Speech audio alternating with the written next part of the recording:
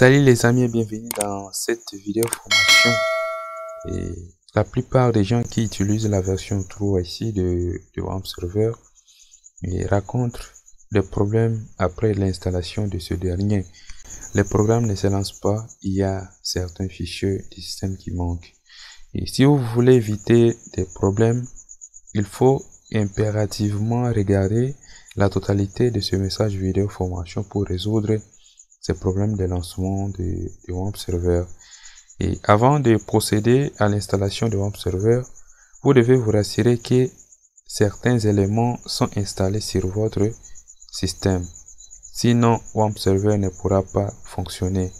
L'installation sera défectueuse et vous devez supprimer WAMP Server avant d'installer les éléments qui manquent. Par exemple, ici, on avait déjà installé. Si au lancement, ça nous génère des fichiers qui manquent, nous devons d'abord désinstaller les programmes et puis installer les éléments qui manquent et puis réinstaller les programmes WAMP sur la machine. Et si vous n'avez pas encore installé les logiciels WAMP, nous vous demandons un peu de suivre et d'installer d'abord les éléments qui manquent. Les éléments à installer sont les suivantes. C'est le paquetage Microsoft Visual Studio. Il y a VC9, VC10, VC11, VC15, VC16 et VC17 sont impérativement requis pour WAMP Server 3, même si vous n'utilisez que des versions Apache et PHP VC11.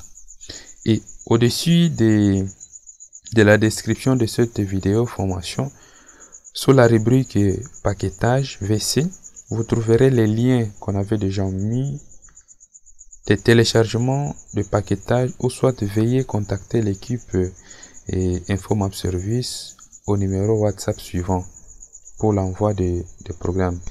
Pour conseil, n'installez pas WAMP Server par-dessus une version existante. Suivez les conseils qu'on vient de vous donner. Si vous installez WAMP Server par-dessus une version existante, non seulement cela ne fonctionnera pas, mais en plus, vous risquez de perdre vos bases de données existantes. Avant d'installer les WAMP Server ici, il faut installer les éléments qu'on avait dit et le paquetage des Visual Studio des années différentes qu'on vous avait montré. Et vous devez les télécharger. Et heureusement, nous avons déjà ça. Si nous, on a ça. On nous dit All VC.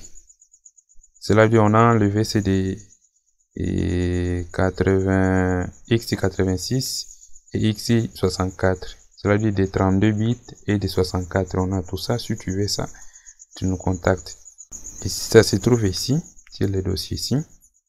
On a tout ça depuis de 2008 jusqu'à 2022. 2022 vraiment. Et il suffit juste de faire le clic droit sur chacun de ces programmes, exécuter. Le lancement du programme est en cours. À ce niveau, nous on avait déjà un peu installé. C'est pourquoi on nous montre ici, réparer ou bien désinstaller. C'est-à-dire, les programmes se trouvent sur la machine. Si chez vous on vous dit installer, il faut installer seulement. Par exemple, nous voulons d'abord réparer. On clique sur réparer et puis suivant. Ça, c'est la réparation des composants. Si chez vous, on vous demande d'installer, il faut installer. C'est très simple. C'est déjà, on nous dit réparer avec succès. Tu fermes et tu fais pour tous les programmes qui se trouvent ici. C'est très simple. Comme conseil, si vous avez un Windows à 64 bits, comme nous ici nous avons Windows 10 à 64 bits, il faut installer les deux versions 32 et 64 bits. Par exemple ici nous avons tout, et des 32 et des 64. Vous devez installer.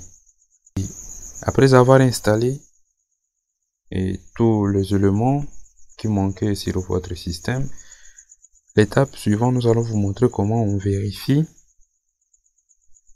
que tout le paquetage VC++ sont bien installés et avec la dernière version utilisée. L'outil suivant. L'outil est là-bas. C'est un petit programme de 1,78 octets. Pour avoir ça, il y a un lien qui se trouve au-dessus de la description de la vidéo. Il faut télécharger ça. C'est un outil qui vous permet vraiment de vérifier est-ce que tous les composants sont installés. Il faut les lancer comme tout autre programme. Cliquez droit, exécuter en tant qu'administrateur. À ce niveau, choisissez la langue. Si vous aimez l'anglais, tu mets. Si vous aimez le français, tu mets. Moi, je laisse le français. OK. Si on vous demande si vous utilisez la version 5.3 ou bien 5.4 de PHP, oui, nous utilisons ça. Si vous n'utilisez pas, tu mets non. Nous utilisons. Nous mettons oui.